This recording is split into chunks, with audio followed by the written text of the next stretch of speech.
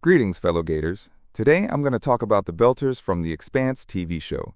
I will focus on their physical traits, living conditions, and socio-political struggles. I'm also going to mention 4 of my favorite Belters. Let's dive right into it. Physiologically, Belters are often tall and thin, their bodies elongated due to the lack of gravitational force during growth and development. This low-gravity environment weakens their bone density and muscles, making them ill-suited for the gravity of Earth or even Mars. As a result, many Belters suffer from a range of health issues: brittle bones, circulatory problems, and underdeveloped muscular systems. In extreme cases, Belters who try to set foot on Earth without prior conditioning can experience excruciating pain or even death, as their bodies simply aren't built to withstand Earth's gravity. Beyond the biological, Belters endure systemic oppression from the inner planets. Earth and Mars, as the dominant powers in the solar system, control the flow of vital resources such as water, air, and food, commodities that are abundant planet-side but precious in the belt. This economic and political control keeps Belters in a state of dependency and exploitation. They are often treated as expendable labor, mining ice and minerals under dangerous conditions, with little regard for their safety or well-being. This ongoing oppression has bred resentment and a strong sense of identity among the Belters. In response to their treatment by the inner planets, many have united under the banner of the Outer Planets Alliance. While the OPA is a decentralized and diverse movement, ranging from peaceful political activists to radical insurgents, it represents the Belters' struggle for autonomy, dignity, and survival. The OPA gives voice to the voiceless, demanding recognition of Belter rights and an end to systemic exploitation. Josephus Miller.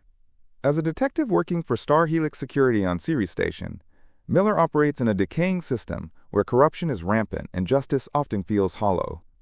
Unlike the clean, procedural methods of earthbound investigators, Miller's work is rough around the edges, more about instincts and compromise than rules and regulations. He's a product of the Belt, shaped by its harsh conditions and political tensions, and he wears his weariness like a second skin. Despite his jaded exterior, there's a deep sense of justice burning within him, one that becomes more visible as the story progresses. Miller's investigation into the disappearance of Julie Mao becomes the fulcrum that shifts his entire worldview. What starts as a routine missing persons case evolves into something far more personal and profound. Julie isn't just a lead, she becomes a symbol of everything the system has failed to protect: innocence, rebellion, and hope. As Miller uncovers her story, he finds himself drawn to her passion and courage, slowly falling in love with her image and mission. This connection becomes an emotional anchor for him, pushing him beyond his role as a detective and into the realm of true purpose. A key moment in Miller's arc is his confrontation with Anderson Dawes, a prominent leader in the OPA. Dawes and Miller represent 2 divergent paths for Belters. One seeks political power through revolutionary means, the other clings to personal morality and a crumbling sense of law. Their ideological clash, tense, intelligent, and emotionally charged, exposes the layered nature of Belter identity. Dawes is pragmatic, ruthless if necessary, while Miller is increasingly idealistic, driven by something deeper than factional loyalty. Miller's journey culminates in an act of profound self-sacrifice. In a moment that defines his character, he chooses to follow Julie Mao into the unknown, giving his life to prevent the spread of a terrifying alien threat. His death is not just a heroic act, it is the final expression of his transformation. From a tired, compromised cop with nothing left to believe in, Miller becomes a man who believes in something again: love, truth, and the greater good. Camina Drummer. Drummer's early life, like many Belters, is marked by hardship. She grows up in the harsh conditions of the outer stations, shaped by the systemic neglect and exploitation Belters have faced for generations. Before rising through the political and military ranks, Drummer lives the life of a pirate and smuggler, navigating the gray spaces between survival and criminality. These early experiences give her an unshakable resolve and a deep sense of loyalty to her people. Her time aboard the Butcher of Anderson Station, working under the infamous Fred Johnson, is pivotal. At Tycho Station, she serves as Johnson's second-in-command, helping to build a more structured, legitimate face for the OPA. Drummer is not blinded by ideology. She's wary of both Earth's dominance and the dangerous radicalism within the OPA. Her work with Fred marks a transition, from fighting for the belt in the shadows to trying to legitimize its place at the table. She believes the belt deserves more than scraps.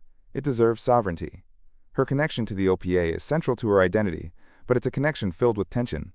Drummer is constantly caught between factions within the OPA, between old guard revolutionaries who see violence as the only path, and more pragmatic voices trying to build political credibility. Through it all, she remains fiercely independent and morally grounded. Even when the belt turns on itself, Drummer stays true to her ideals: justice, solidarity, and survival with honor. A significant emotional thread in Drummer's life is her bond with Naomi Nagata. Both women are survivors of trauma and disillusionment, and they share a quiet, mutual respect. Naomi, who once walked away from the radical OPA, and Drummer, who stayed and tried to reform it from within, reflect two sides of the Belter dilemma. Their friendship is deep and understated, offering moments of tenderness and vulnerability in an otherwise harsh world. Naomi is one of the few people Drummer fully trusts, and that trust shapes many of Drummer's decisions in times of crisis. As the series progresses, Camina Drummer becomes a symbol of what the belt can aspire to be, not just a scattered people clinging to survival, but a nation with principles, capable of self-governance. Her leadership is not built on charisma or brute force, but on courage, conviction, and a deep love for her people. She doesn't seek power for its own sake. She carries it because someone must, and because she refuses to let the belt fall to chaos or tyranny. Marco Inaros. Marco is a belter through and through, born into the crushing reality of life in the outer planets. Like many of his people, he grows up under the boot of the inner planets, Earth and Mars, which have long exploited the belt's resources, while offering little in return. Marco's hatred for the inners is not baseless. It is forged from years of oppression, environmental scarcity, and political marginalization.